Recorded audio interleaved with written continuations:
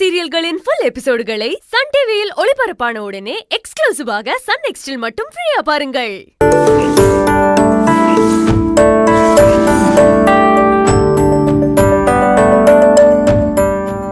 Muthu, Bluetooth on பண்ணுங்க. சரிம்மா. இப்போ எதுக்குமா மியூசிக்? லாங் டிஸ்டன்ஸ் போறோம்ல, மியூசிக் கேட்டுக்கிட்டே போனா போர் அடிக்காதுப்பா. ஓகே. அக்கா ஃபோன் பண்றா. பேசு. ஹலோ.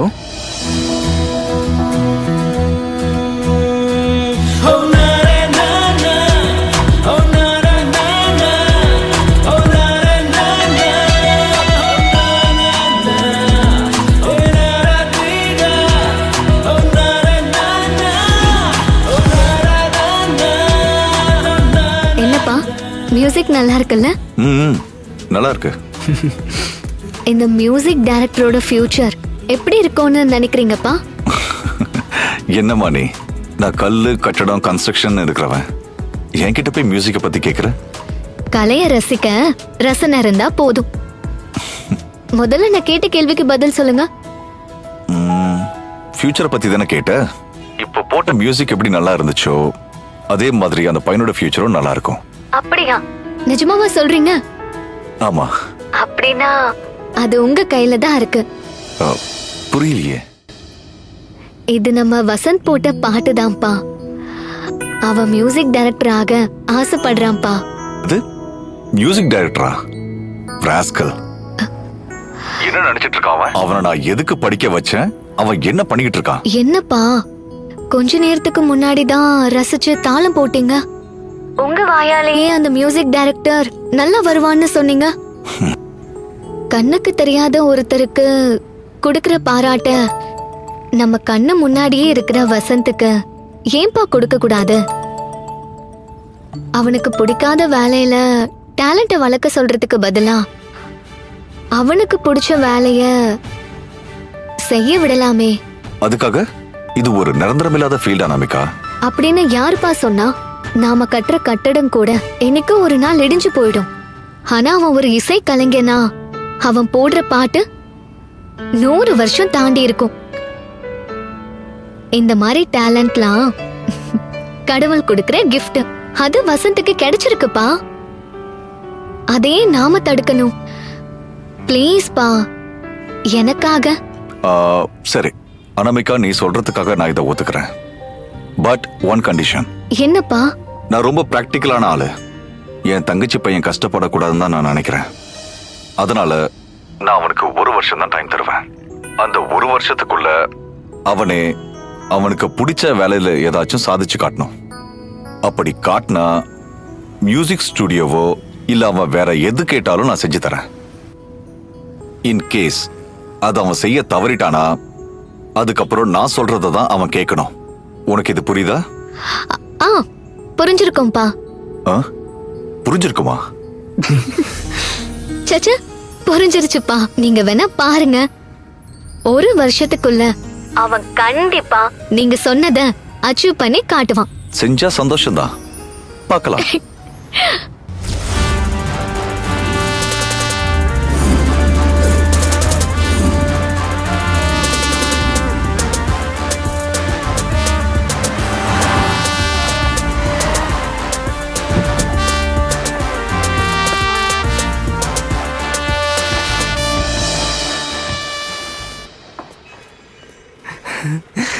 Thank you அக்கா.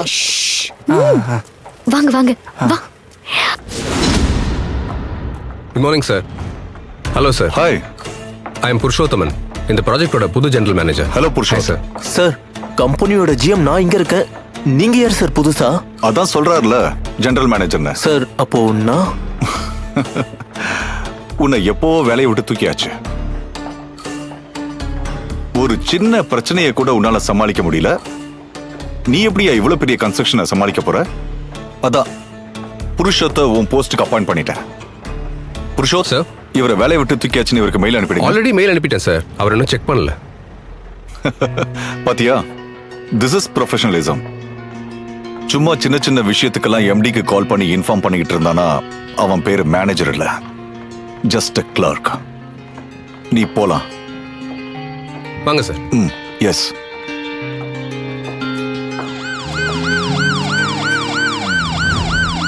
சார் சார் சார் சார் நீங்க எவ்வளவு பெரிய ஆளுன்னு எனக்கு தெரியாம போச்சு சார்.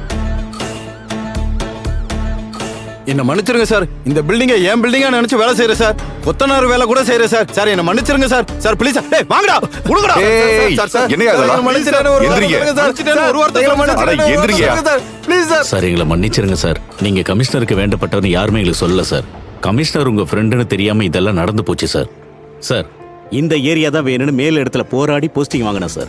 ஆனா இப்ப என்ன ராமநாதபுரத்துக்கு தூக்கி போட்டாங்க சார். யோ என்ன இந்த ஏரியாவுல இருந்து தூக்கிட்டாங்க. உன்னை ராமநாதபுரம் மாத்துறதுக்கு பெரிய இதா பேசிக்கிட்டு இருக்கா. வாயை வச்சு சும்மா இருக்கியா? வாயை வச்சு சும்மா இருக்கியா? எங்க வந்து வாலாட்டுறதுன்னு தெரியாம பெரிய இடம் தெரியுமா? Sir sorry sir. இது ஏன் கன்ஸ்ட்ரக்ஷன் நடக்கிற இடம், மார்க்கெட் கிடையாது. இது வழக்கமா நடக்கிறது தான். பேசி தீர்த்துக்கலாம்னு சொன்னீங்களாமே. இப்ப நான் அதே தான் சொல்றேன். உங்க பிரச்சனைய நீங்க பேசி தீர்த்துக்கோங்க. அதுக்கான இடம் இது இல்ல. Sorry sir. Sir sir get out. யோ எல்லாம் உன்னால தாயா. கான்ஸ்டபிள் எல்லாரும் வண்டியில ஏத்துங்க.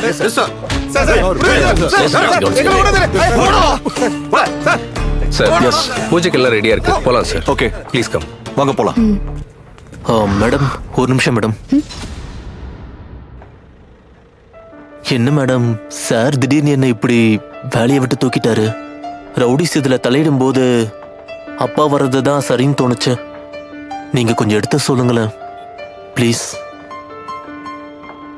இவ்வளோ வருஷமா நம்ம கம்பெனியில வேலை பார்த்துருக்கேன். இப்படி ஒரு பிளாக் மார்க்கோட போறது எனக்கும் நல்லது இல்லை மேடம். எனக்கு உங்க நிலைமை புரியுது.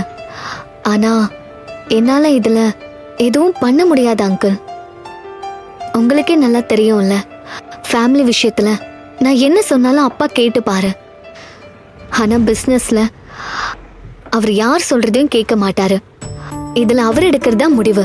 அக்கா அக்கா பூஜை ஸ்டார்ட் பண்ணிட்டாங்க. தேவா மாமா ஒன்று வர சொன்னாரு. இதோ வந்துட்டேன். Best of luck.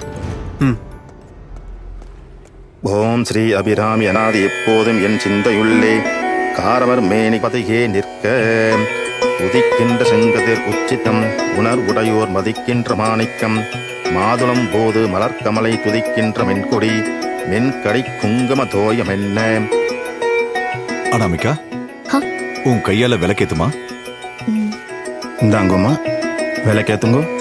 பூந்தும் பதி குண்ட பேரும் பனிமலர் பூங்கனையும் கருப்புச் சிலையும் நின் பாசாங்குசமும் கையில் அணையும் குந்தரை ஆவது அறிந்தனமே அறிந்தேன் எவரும்